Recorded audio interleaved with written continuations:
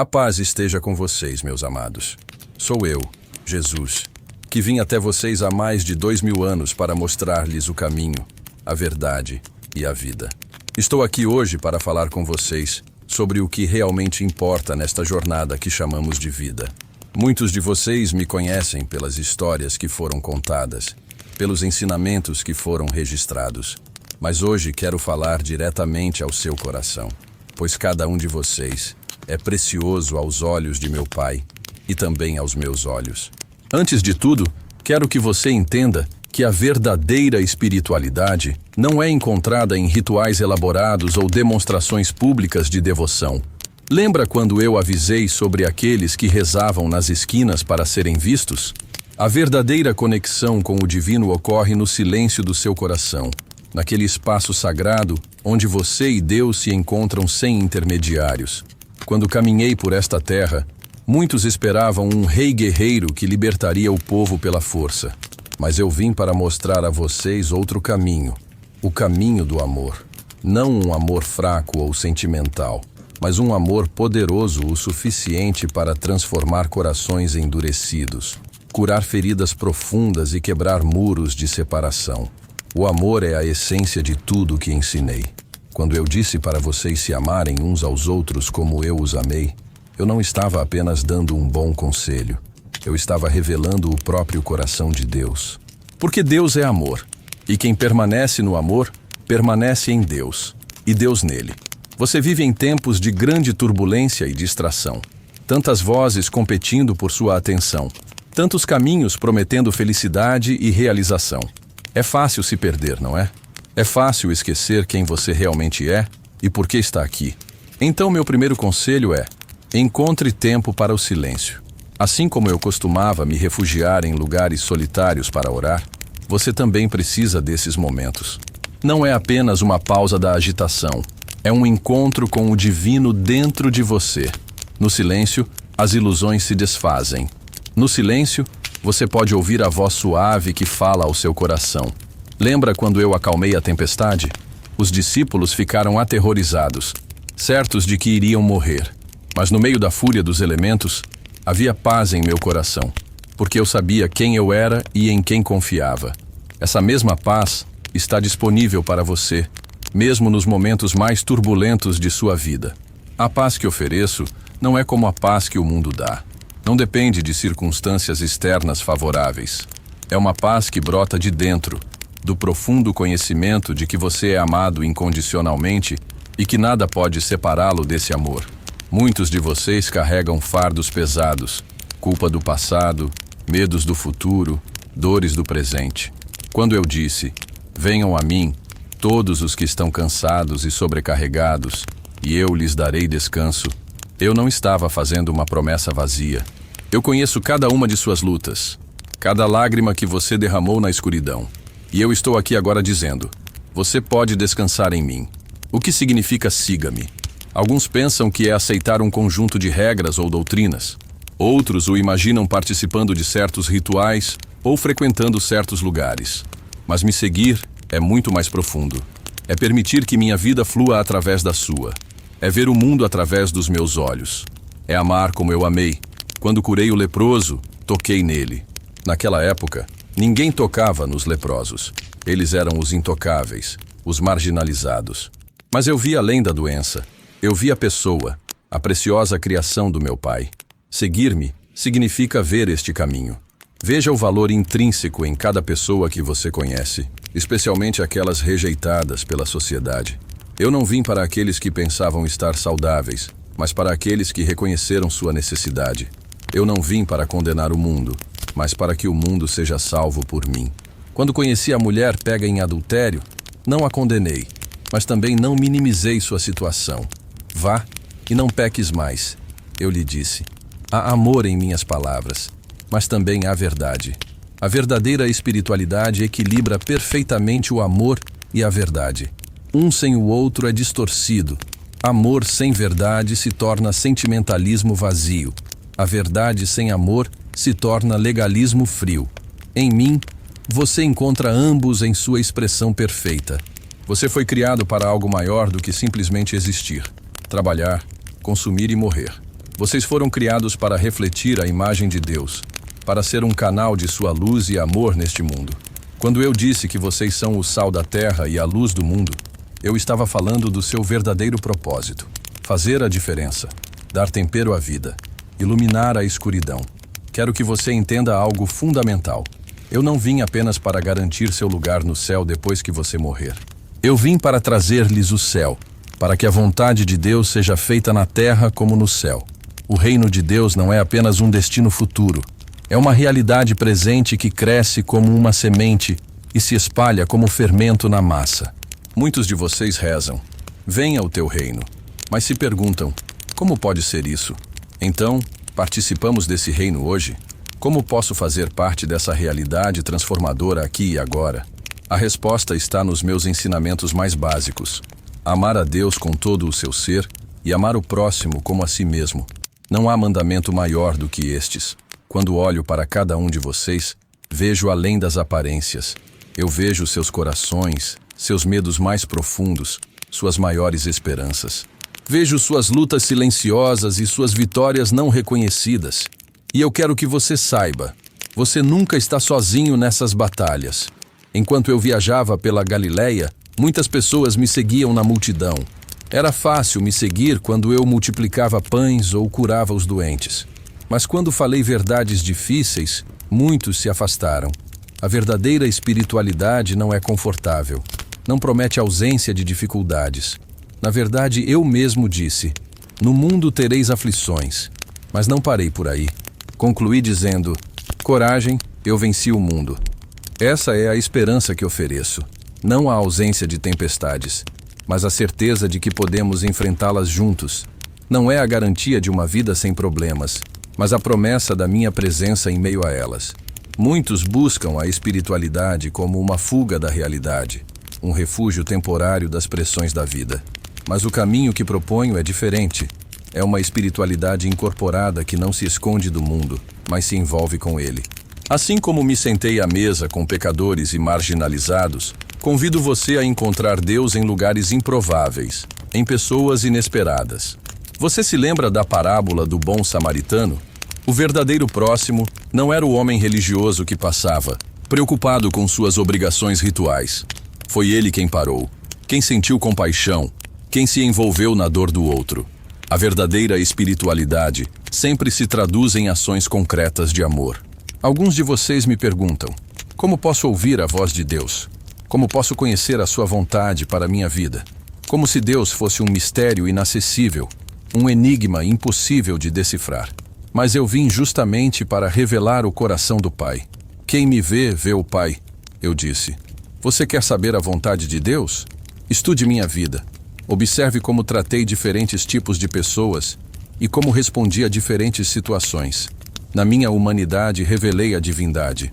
No meu amor pelos pequenos, pelos excluídos, por aqueles que sofrem, mostrei para onde se inclina o coração de Deus. A verdadeira espiritualidade é marcada pela humildade. Não a falsa humildade que se diminui para receber elogios, mas aquela que reconhece a dependência total de Deus. Foi isso que eu quis dizer quando falei: sem mim, vocês não podem fazer nada.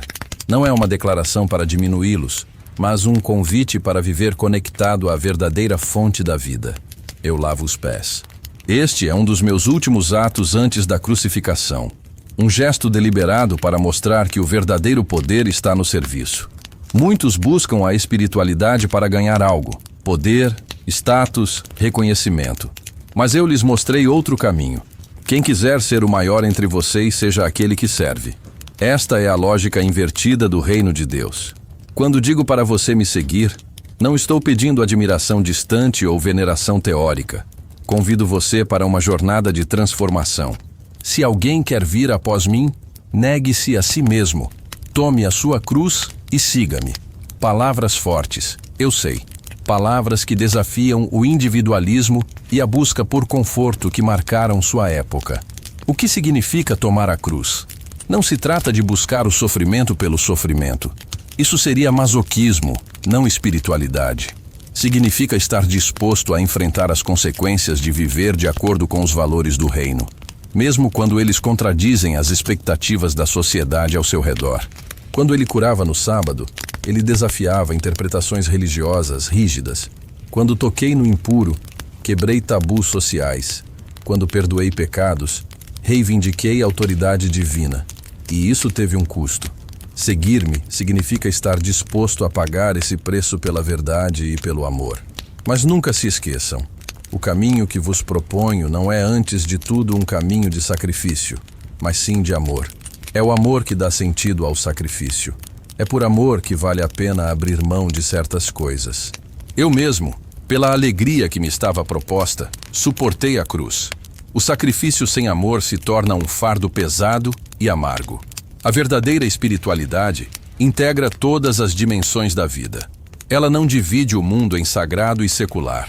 Quando transformei água em vinho em uma festa de casamento, mostrei que Deus se importa com a alegria humana, as celebrações e os momentos de comunhão. O Deus que revelo não é austero nem distante, mas íntimo e presente nos detalhes da vida cotidiana. Muitos de vocês foram ensinados ou temer a Deus, como se ele fosse um juiz severo esperando para puni-los por seus erros. Mas eu vim mostrar outro lado do Pai. Lembre-se da parábola do filho pródigo. O pai não esperou de braços cruzados, mas correu ao encontro do filho. Ele não exigiu primeiro a mudança para depois oferecer amor, mas ofereceu ao céu o amor que torna a verdadeira mudança possível. O temor a Deus que ensino não é um medo paralisante, mas uma reverência amorosa. É reconhecer quem Ele é e quem você é diante dele. É a atitude de Maria, que se sentou aos meus pés para ouvir, reconhecendo que só uma coisa é necessária. Alguns de vocês me seguem há muito tempo, mas sentem que perderam aquele primeiro amor, aquele entusiasmo inicial. Outros estão apenas começando essa jornada, cheios de perguntas e incertezas. Onde quer que você esteja neste caminho, quero que saiba: estou com você. Eis que estou convosco todos os dias, até o fim dos tempos. Esta não é uma promessa vazia, mas a realidade que sustenta o universo. Os milagres que realizei não foram apenas demonstrações de poder, mas sinais do reino que já veio e que está por vir. Quando curei o cego, demonstrei que Deus quer abrir os olhos espirituais de todos. Quando alimentei as multidões, revelei que Deus se importa com necessidades concretas. Quando ressuscitei Lázaro, anunciei vitória sobre a morte. Os mesmos milagres continuam acontecendo hoje, muitas vezes de maneiras menos espetaculares, mas igualmente reais. Corações endurecidos amolecem, relacionamentos destruídos que são restaurados, vícios que perdem seu poder. O medo e a ansiedade foram substituídos pela paz. Esses são sinais tangíveis do reino em ação. Deixe-me falar agora sobre algo que muitos de vocês enfrentam diariamente: medo. O medo de não ser suficiente. O medo de um futuro incerto. O medo da rejeição. O medo da morte. Quantas decisões em sua vida são motivadas pelo medo e não pelo amor? Durante a minha vida terrena, eu disse repetidamente: não tenham medo. Não porque eu ignore os perigos reais que você enfrenta, mas porque conheço uma verdade maior. No mundo tereis aflições, mas tende bom ânimo. Eu venci o mundo. Isto não é uma promessa de que nada de ruim acontecerá, mas a garantia de que mesmo nas circunstâncias mais difíceis, há uma presença, um propósito, uma possibilidade de redenção. Quando fiquei de frente para a cruz, senti medo. No Getsêmani, minha alma estava angustiada até a morte.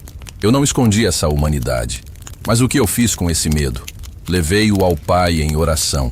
Não seja feita a minha vontade, mas a tua. Esta é a alquimia espiritual que transforma o medo em confiança, a ansiedade em paz. Muitos de vocês vivem presos em um passado que não podem mudar ou ansiosos sobre um futuro que não podem controlar. É por isso que ensinei sobre os lírios do campo e os pássaros do céu. Não para que fossem irresponsáveis, mas para que aprendessem a viver o momento presente, onde a graça está sempre disponível. O reino de Deus está entre vocês. Não é primariamente um destino que você alcançará após a morte, mas uma realidade que você pode experimentar agora, através da comunhão comigo. É por isso que insisto tanto na importância de permanecer em mim, assim como os ramos permanecem na videira. Essa conexão não é nem teórica nem simbólica. É tão real quanto respirar. É tão íntimo quanto o batimento cardíaco. É contínuo como o fluxo de sangue em suas veias. Sem mim nada podeis fazer.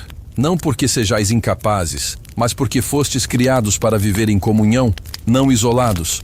Muitos buscam atalhos para o crescimento espiritual, experiências intensas, revelações extraordinárias, manifestações sobrenaturais. E há espaço para tudo isso. Mas o crescimento real geralmente ocorre nos vales, não apenas no topo das montanhas, nas provações perseverantes, na espera paciente, na fidelidade diária. Recordemos a parábola do semeador. A semente que caiu em solo pedregoso germinou rapidamente, mas não tinha raízes, e logo secou. O crescimento espiritual sustentável requer profundidade, não apenas intensidade. É nas profundezas que encontramos recursos para os tempos de seca. Alguns de vocês dizem: Senhor, aumenta a nossa fé. Como se a fé fosse uma substância quantificável que eles precisam acumular. Mas eu respondi que uma fé do tamanho de um grão de mostarda é suficiente para mover montanhas. O que importa não é a quantidade de fé, mas a direção dela. Em quem você confia? Sobre que base eles estão construindo? A verdadeira fé não é a ausência de dúvida, mas a decisão de confiar mesmo em meio à incerteza. Não se trata de saber todas as respostas, mas de conhecer aquele que sustenta todas as coisas. Não se trata de nunca cair, mas de sempre se levantar, segurando a mão que nunca solta a sua. Quando Pedro começou a afundar depois de andar sobre as águas, ele não porque suas dúvidas eram maiores que sua fé. Foi porque ele tirou os olhos de mim e se concentrou na tempestade ao seu redor. Este é o segredo do crescimento espiritual. Manter o foco não nas suas circunstâncias, mas em mim, o autor e consumador da sua fé. Muitos de vocês se sentem sobrecarregados pelas expectativas, suas e dos outros. Eles sentem que precisam ser perfeitos, que não podem falhar, que devem ter todas as respostas. Não vim para acrescentar mais um fardo àqueles que vocês já carregam. Eu vim para libertar, restaurar, redimir. Venham a mim todos os que estão cansados e sobrecarregados, e eu lhes darei descanso. Este convite permanece aberto. Não é para aqueles que já entenderam tudo, mas para aqueles que reconhecem sua necessidade. Não é para aqueles que se consideram justos, mas para aqueles que sabem que precisam da graça. Graça não é apenas um conceito teológico, mas a própria essência do meu relacionamento com você. É um amor imerecido, um favor imerecido, uma aceitação antes de qualquer conquista. Acolhi pecadores e comi com eles não porque aprovasse seus erros, mas porque vi além deles, vi o potencial, vi a imagem de Deus obscurecida, mas não apagada. Há poder no verdadeiro arrependimento, não em autopunição sem fim ou culpa paralisante, mas na honestidade que abre caminho para a transformação. Vá e não peques mais. Estas palavras combinam perfeitamente a graça restauradora com a verdade transformadora. Muitas pessoas confundem religiosidade com espiritualidade. A religiosidade se preocupa principalmente com as aparências, o cumprimento de rituais e a aprovação dos outros. A verdadeira espiritualidade surge de dentro para fora, de um coração transformado, de uma mente renovada e de uma vontade entregue. Foi contra a religiosidade vazia que lancei minhas críticas mais severas. Ai de vocês, escribas e fariseus hipócritas! Não porque eu odiasse aquelas pessoas, mas porque eu odiava ver a religião se tornar uma prisão em vez de um caminho para a liberdade. Porque me entristece ver o nome de Deus usado para oprimir em vez de libertar. O que eu quero para você não é mais religiosidade, mas mais relacionamento. Conhecer a Deus não como um conceito distante, mas como um pai amoroso. Não me conheça como uma figura histórica, mas como um salvador e amigo atual. Conheçamos o Espírito não como uma força impessoal, mas como um consolador íntimo. Esse conhecimento não é meramente intelectual, é experiencial, é transformador. É o tipo de conhecimento que permeia sua vida, mudando a maneira como você vê a si mesmo e aos outros, e alterando suas prioridades e valores. Quando ensinei a oração do Senhor, mostrei que essa intimidade com Deus é para todos. Não apenas para especialistas religiosos, não apenas para aqueles com dons místicos, mas para qualquer um que se aproxime com um coração sincero. Pai nosso que estás nos céus. Estas palavras revelam tanto a intimidade de uma relação familiar, como o respeito pela sua transcendência. Deus não é um conceito abstrato nem um amigo casual. É o Criador de tudo que se curva para ouvir seus sussurros mais íntimos. Quando orardes, não useis de vãs repetições, como os gentios. Não pense que eles vão te ouvir porque você fala muito. Seu Pai sabe o que você precisa antes mesmo de você pedir a Ele. Orar não é dizer a Deus suas necessidades, mas alinhar seu coração com o dele. A oração não é apenas palavras dirigidas a Deus. É comunhão, é diálogo vivo. Muitos de vocês falam muito na oração, mas ouvem pouco. Reserve um tempo para o silêncio, para ouvir. Foi no suave murmúrio que Elias ouviu a voz de Deus. Não no vento forte, no terremoto ou no fogo. Na sua correria diária, em meio ao barulho constante que o cerca, como você espera ouvir a voz suave que fala ao seu coração? A vida espiritual requer espaços de silêncio, momentos de contemplação. Não é um luxo, é uma necessidade, como o ar que você respira. Quando me retirava para lugares desertos para orar, não era porque não tivesse mais nada para fazer. Foi porque reconheci que sem essa conexão íntima com o Pai, nada que eu fizesse teria poder real. O mesmo se aplica a você. Sua eficácia não vem da agitação constante, mas de uma profunda conexão comigo. Muitos de vocês vivem vidas fragmentadas, compartimentos separados para trabalho, família, lazer e espiritualidade. Mas o convite que faço é para uma vida holística, onde cada aspecto seja permeado pela presença de Deus. Não estou interessado apenas na sua experiência religiosa no domingo, mas na sua ética de trabalho na segunda-feira, na sua paciência no trânsito na terça-feira, na sua generosidade na quarta-feira, na sua honestidade na quinta-feira, na sua compaixão na sexta-feira e na sua presença com sua família no sábado. Quando falei do reino de Deus, não me referi apenas a uma realidade futura ou distante, mas a um modo de vida que começa aqui e agora. É viver de acordo com os valores e princípios daquele reino. Amor em vez de egoísmo, generosidade em vez de ganância, perdão em vez de ressentimento, serviço em vez de dominação. A questão não é quanto da sua vida você dedica a Deus, mas se você entende que toda a sua vida pertence a Ele.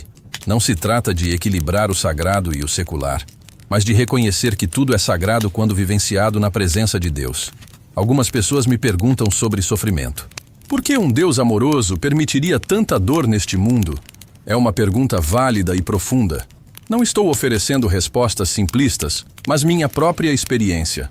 Eu, que sou um com o Pai, experimentei o sofrimento humano em sua plenitude. Não fiquei para trás e observei de longe. Entrei na dor, carreguei-a, transformei-a. Quando chorei no túmulo de Lázaro, mostrei que Deus não é indiferente ao sofrimento humano. Quando eu estava morrendo no Getsemane, revelei que não há dor que eu não entenda.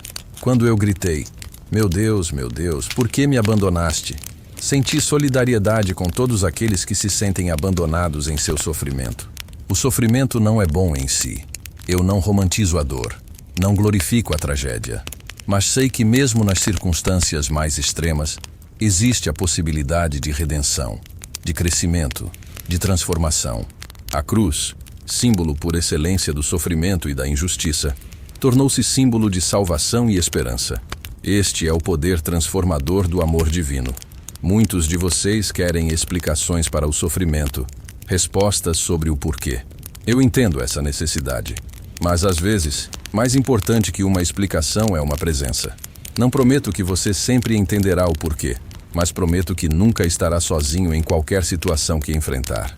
Quando prometi o Consolador, o Espírito Santo, não foi apenas para momentos de adoração ou experiências religiosas especiais. Foi para cada momento da sua vida, incluindo os mais difíceis. Não vos deixarei órfãos. Esta promessa estende-se a todos os que se sentem abandonados, sozinhos, desamparados. Falar do Espírito Santo não é falar de uma força impessoal ou de uma energia mística. Ela fala da presença pessoal de Deus em você e com você. É através do Espírito que estou presente na sua vida, que falo ao seu coração, que guio os seus passos. Quando prometi que o Espírito os guiaria a toda a verdade, não estava limitando essa orientação a questões teológicas ou espirituais.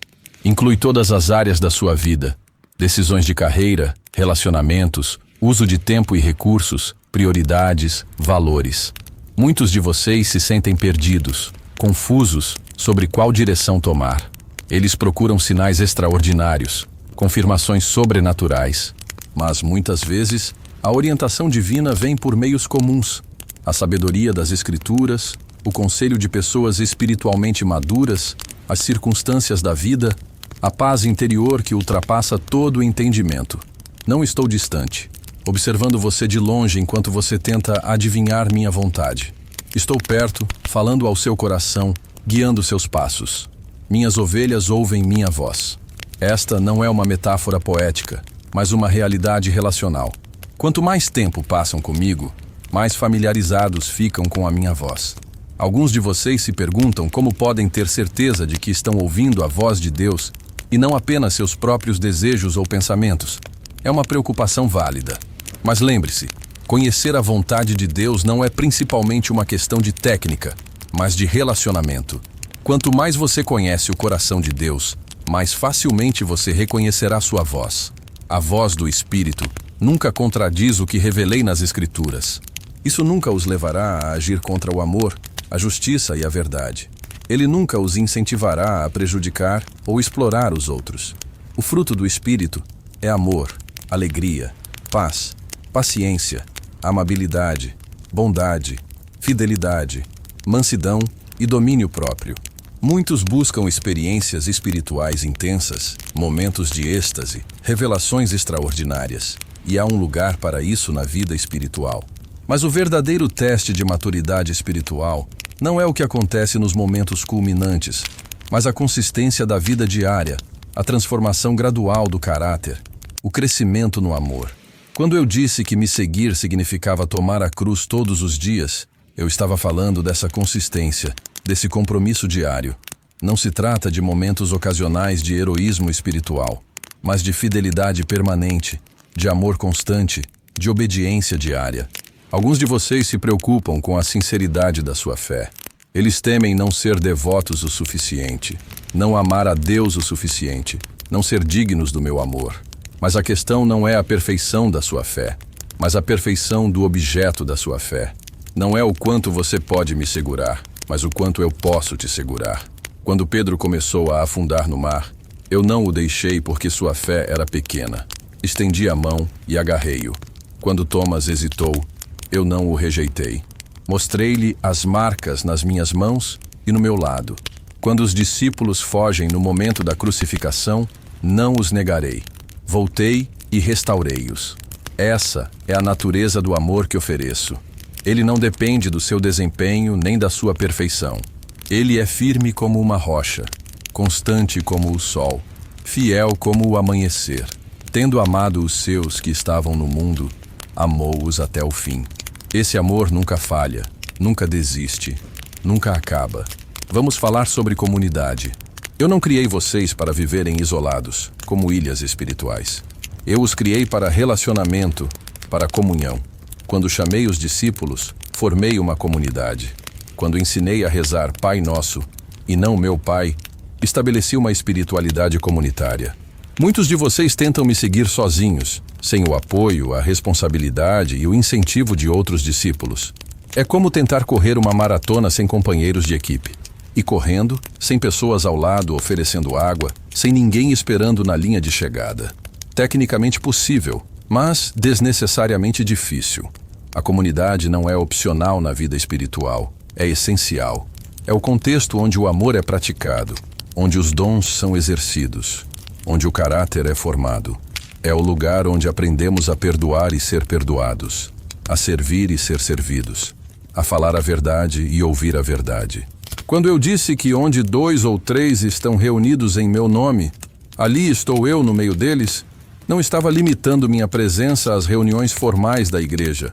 Eu estava revelando que há uma qualidade especial em minha presença que se manifesta em uma comunhão genuína entre meus seguidores. Muitas pessoas procuram grupos nos quais se sintam confortáveis, onde todos pensam e agem como elas.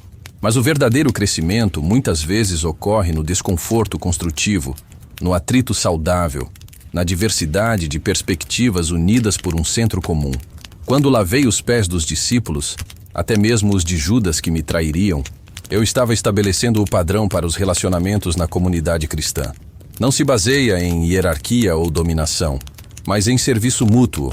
Não se baseia na perfeição, mas no perdão. Não sustentado por afinidade natural, mas por amor sobrenatural. Muitos de vocês carregam feridas de comunidades religiosas onde vivenciaram julgamento em vez de graça, rejeição em vez de aceitação, manipulação em vez de liberdade. Eu entendo profundamente essas dores. Também fui rejeitado pelos líderes religiosos da minha época. Eu sei o que é ser incompreendido, caluniado, excluído. Mas não deixe que essas feridas o impeçam de buscar uma comunidade autêntica.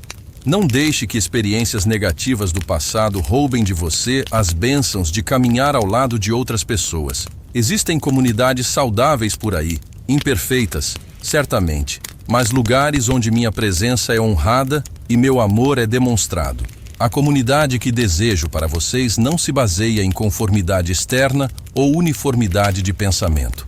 É uma unidade na diversidade, uma harmonia de vozes distintas, um corpo com muitos membros diferentes, mas um só espírito. Não pedi aos meus seguidores que concordassem em tudo, mas que se amassem em tudo. Nisto todos conhecerão que vocês são meus discípulos, se vocês tiverem amor uns aos outros. Este é o distintivo, a marca registrada, o sinal inconfundível de que vocês pertencem a mim.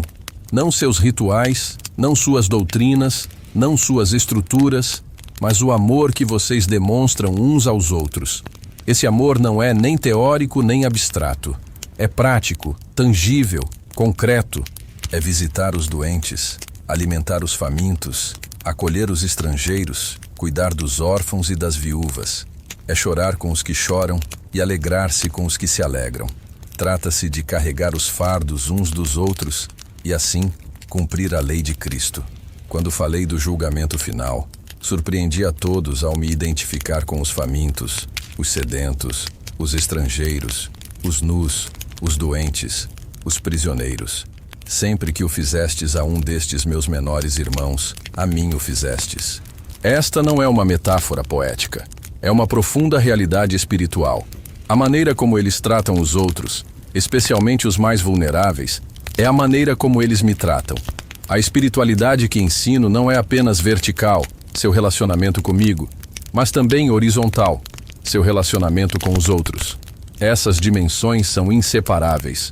Se alguém diz, eu amo a Deus, mas odeia seu irmão, é mentiroso, pois aquele que não ama seu irmão, a quem vê, não pode amar a Deus, a quem não vê. Eu sei que isso coloca o padrão muito alto, mas não os deixei sozinhos nessa jornada. O mesmo Espírito que me capacitou a amar até o fim também vive em você.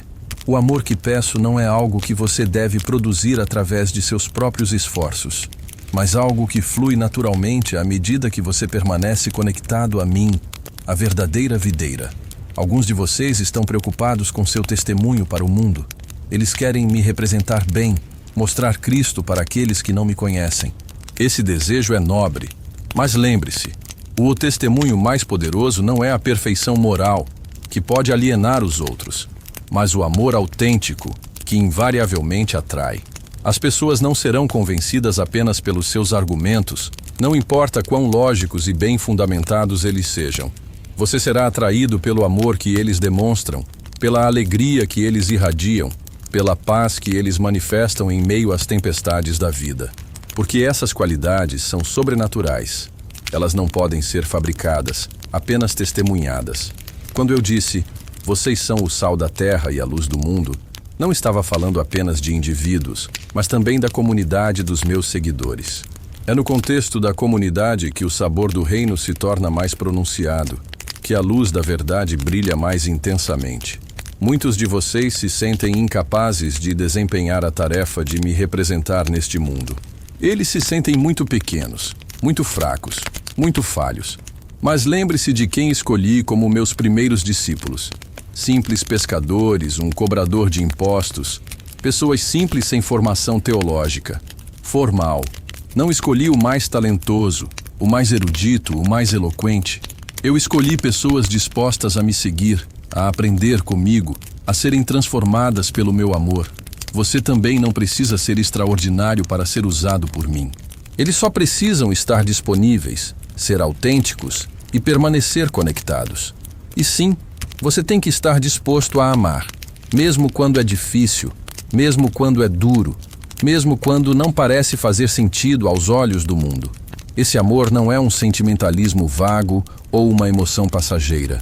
É uma decisão consistente de buscar o bem dos outros. É um compromisso duradouro que persiste mesmo quando os sentimentos flutuam. É um reflexo do amor divino que é continuamente derramado sobre você. Quando convido vocês a amarem como eu amei, estou estabelecendo um padrão impressionantemente alto. Como eu vos amei. Um amor que se sacrifica, que serve, que perdoa, que persiste. Um amor que dura até o fim. Mas, novamente, eu não chamei você para produzir esse amor através de seus próprios esforços, mas para deixar meu amor fluir através de você. Isto é transformação, não imitação. Não se trata de perguntar o que Jesus faria e então tentar copiar minhas ações pela força de vontade. Trata-se de me permitir viver em você, permitir que meu caráter seja formado em você, permitir que meu amor seja expresso através de você. Quero falar com você sobre missão e propósito. Cada um de vocês foi criado com um propósito único, com dons específicos, com uma contribuição particular a fazer neste mundo. Eles não estão aqui por acaso. Elas foram planejadas com intenção divina. Quando chamei os primeiros discípulos, eu lhes disse: venham após mim, e eu farei de vocês pescadores de homens. Você percebeu? Eu não apaguei suas identidades, suas experiências, suas habilidades. Eu os transformei, redirecionei e consagrei a um propósito maior. Da mesma forma, não estou pedindo que você abandone sua identidade única para me seguir. Peço que você o entregue para que ele seja purificado, elevado e direcionado ao propósito para o qual você foi criado. O reino de Deus não é uma linha de montagem produzindo seguidores idênticos. É um jardim vibrante com infinita variedade, cada flor única, cada árvore distinta, todas crescendo na mesma luz, bebendo da mesma água. Alguns de vocês se perguntam qual é sua vocação específica, seu chamado particular. Esta é uma missão importante, mas comecemos com o chamado universal que se aplica a todos os meus seguidores: amar a Deus completamente e amar o próximo como a si mesmo. À medida que você viver esse chamado fundamental, o chamado específico se tornará mais claro. Observe que quando enviei os discípulos, dei instruções diferentes em momentos diferentes. Em uma ocasião, ele lhes disse para não levarem nada para a viagem. Em outra, ele lhes disse para pegarem uma bolsa, uma mochila e uma espada. Não porque fosse inconsistente, mas porque situações diferentes exigem abordagens diferentes. Fidelidade à missão não significa rigidez metodológica. Da mesma forma, a maneira como você vive sua vocação pode mudar em diferentes fases da vida, em diferentes contextos culturais e sob diferentes circunstâncias. O que permanece constante é o coração da missão: manifestar o amor de Deus, proclamar as boas novas do reino e fazer discípulos de todas as nações. Quando eu disse para ir e fazer discípulos de todas as nações, eu não estava falando apenas para um grupo seleto de missionários profissionais. Foi um chamado a todos os seguidores. Todos foram enviados. A única questão é: onde e para quem? Para alguns, o campo missionário é uma terra distante, com cultura e idioma diferentes. Para outros, é o escritório onde trabalham todos os dias. Para outros, é o lar onde criam seus filhos. Para muitos, é uma combinação de vários contextos. Mas todos são chamados a ser embaixadores do reino onde quer que estejam. Lembre-se, a missão não é primariamente geográfico, mas relacional. Não se trata tanto de ir a lugares, mas sim de alcançar pessoas. E há pessoas em todos os lugares, até mesmo bem perto de você. Muitos de vocês separam artificialmente ministério de trabalho secular, como se algumas ocupações fossem espirituais e outras não. Como se algumas horas do dia pertencessem a Deus e outras a você. Mas convido vocês a uma integração dessas dimensões. Seu trabalho, seja ele qual for, pode ser um ministério quando você o faz para o Senhor e não para os homens. Seja consertar carros, ensinar crianças, programar computadores, cuidar de pacientes, vender produtos ou criar arte. Tudo isso pode ser feito como uma expressão de amor a Deus e serviço ao próximo. A questão não é tanto o que você faz, mas como e por quê. Que espírito anima suas ações? Qual propósito orienta suas escolhas? O trabalho mais simples, feito com amor, tem valor eterno. O ministério mais visível, feito por orgulho ou reconhecimento, não tem valor. Quando trabalhei como carpinteiro durante a maior parte da minha vida adulta, não perdi tempo até que meu verdadeiro ministério começasse. Servirei as pessoas com excelência, honrando meu Pai com um trabalho bem feito, santificando o ordinário com minha presença. O mesmo convite se estende a você. Alguns de vocês estão esperando por algum chamado dramático, alguma experiência sobrenatural que os lançará em sua verdadeira missão. E para alguns, isso acontece. Mas para muitos, o chamado chega gradualmente, através de portas que se abrem, necessidades que surgem, dons que são confirmados pela comunidade. Pergunte a si mesmo: que necessidades vejo ao meu redor? Que dons e habilidades me foram dados? Que oportunidades me aguardam? O que faz meu coração queimar?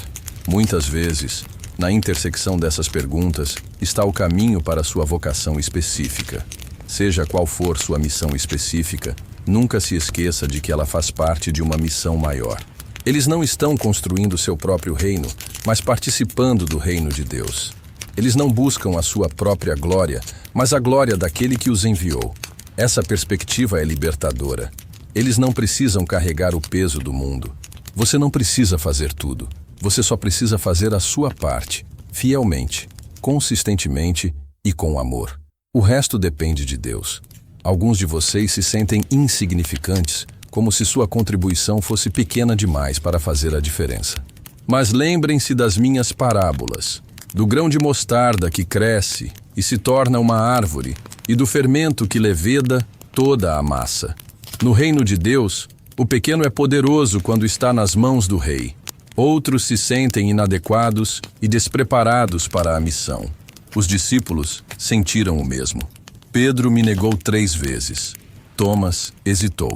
Todos fugiram no momento da crucificação. Mas o que importava não era a força dele, e sim a minha. Não é a preparação deles, mas minha promessa de estar com eles até o fim dos tempos. Esta mesma promessa é para você. Eis que estou convosco todos os dias.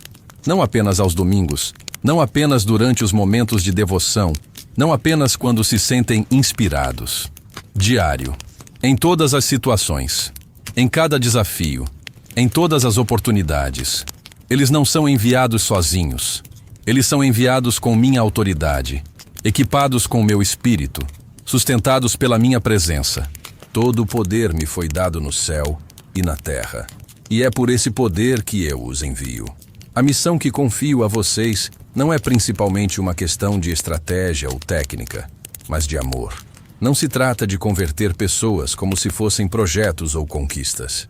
Trata-se de amá-los como eu os amo, servi-los como eu os servi, valorizando cada um como uma imagem preciosa de Deus. Este amor não é sentimental nem passivo.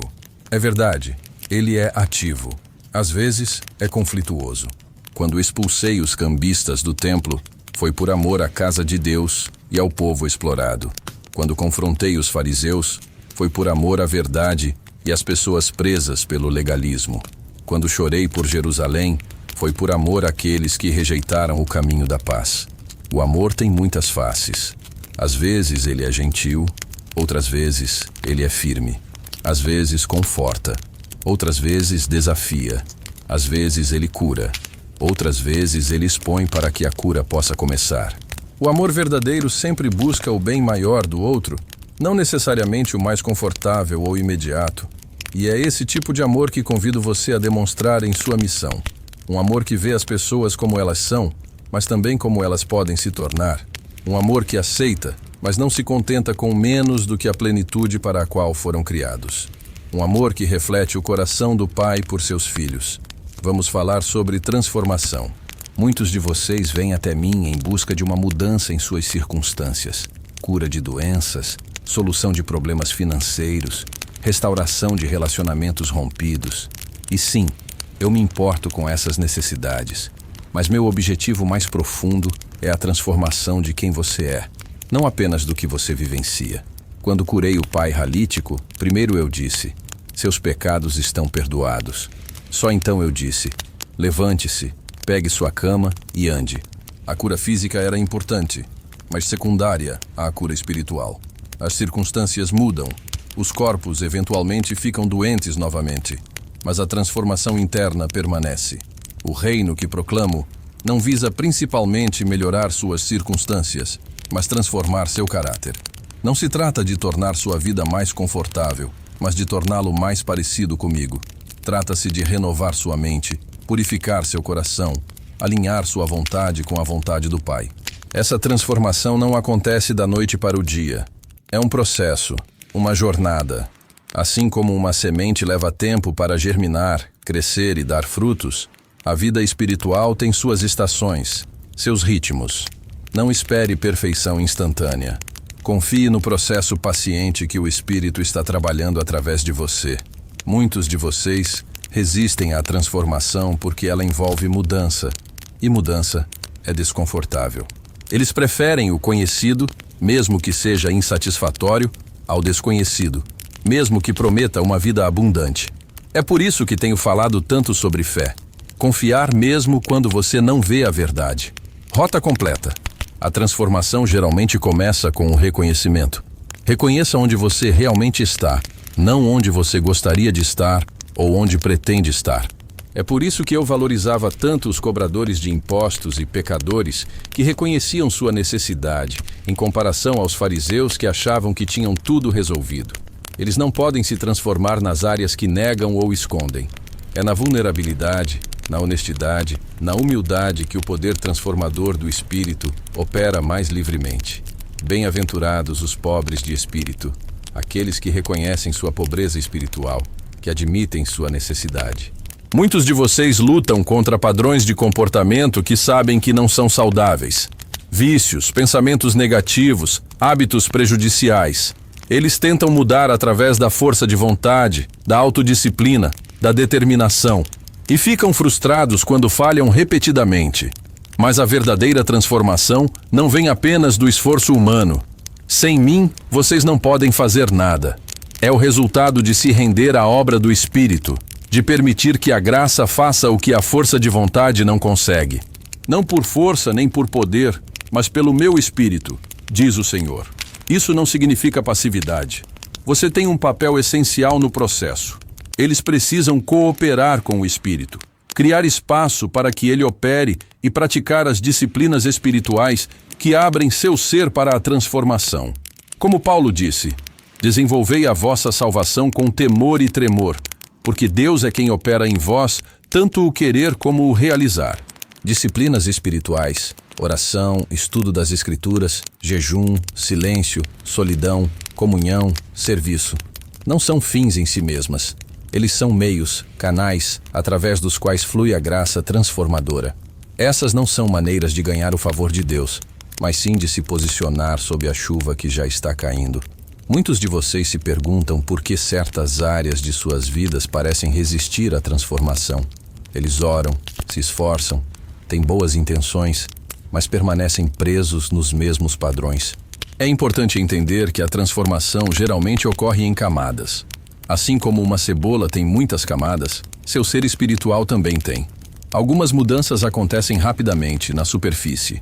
Outros exigem tempo, paciência, persistência, porque envolvem estruturas de personalidade mais profundas, feridas antigas, padrões arraigados. Não desanime se a transformação parecer lenta ou incompleta. Aquele que começou boa obra em vocês vai completá-la até o dia de Jesus Cristo. O processo continua por toda a vida, e estou comprometido com você até o fim.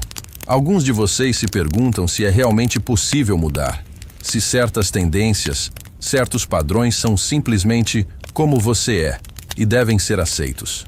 É verdade que cada pessoa tem uma personalidade, temperamento e predisposições únicas dadas por Deus.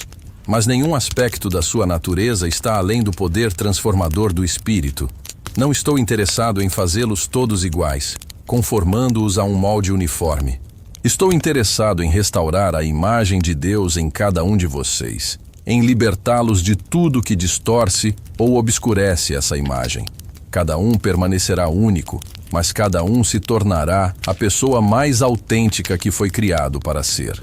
Muitos de vocês se concentram excessivamente em comportamentos específicos, em vez de se concentrar nos desejos e crenças mais profundos que motivam esses comportamentos. É por isso que falei tanto sobre o coração. Do coração vem a mão da vida. A verdadeira transformação acontece de dentro para fora, não de fora para dentro. Quando seu coração é transformado, seu comportamento muda naturalmente, sem a necessidade de regras externas, ou pressão social. É a diferença entre tentar controlar o comportamento de uma pessoa má e transformar uma pessoa má em uma pessoa boa. Isso não significa que o comportamento externo não importa. Isso importa muito. Quando ele disse para cortar a mão se isso o levasse a pecar, ele estava usando uma hipérbole para enfatizar a seriedade do pecado e a necessidade de uma ação decisiva. Mas o objetivo não era a mutilação física, era a transformação do coração, que eliminaria a raiz do pecado. Alguns de vocês lutam contra sentimentos de condenação quando falham, quando caem, quando voltam aos velhos padrões. Mas não há condenação para os que estão em Cristo Jesus. Condenação é diferente de convicção. A condenação diz: você é terrível, não há esperança para você. A convicção diz: isso não condiz com quem você realmente é em Cristo. Levante-se e continue andando. O processo de transformação inclui quedas, fracassos e contratempos. Não se surpreenda com isso. Não interprete isso como evidência de que a transformação não está acontecendo.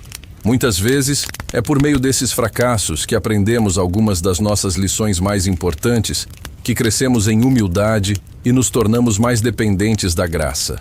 Quando Pedro me negou 3 vezes, eu não o abandonei. Eu o restaurei perguntando-lhe 3 vezes: você me ama? Não o defini pelo seu pior momento, nem o limitei ao seu fracasso. Eu vi além dela. Vi o homem que ele se tornaria, o apóstolo que revolucionaria o mundo. E agora, meus amados, permitam-me revelar-lhes algo que pode surpreendê-los. Algo que esteve escondido em minhas palavras desde o início, mas que hoje, neste momento, trago à luz para que seus corações se abram ainda mais ao mistério do reino. Você pensa em mim como aquele que caminhou pela Galileia há 2000 anos, que morreu na cruz e ressuscitou no 3º dia. E tudo isso é verdade. Mas sou mais do que uma figura do passado, mais do que uma memória gravada em pergaminho ou celebrada em hinos. Eu sou aquele que está entre vocês agora, não apenas em espírito, mas em carne renovada, disfarçado nos rostos que cruzam seu caminho todos os dias. Sim, ouça com atenção. Eu sou o estranho que pede ajuda na esquina, o amigo que te irrita com seus defeitos, o inimigo que te desafia com sua hostilidade.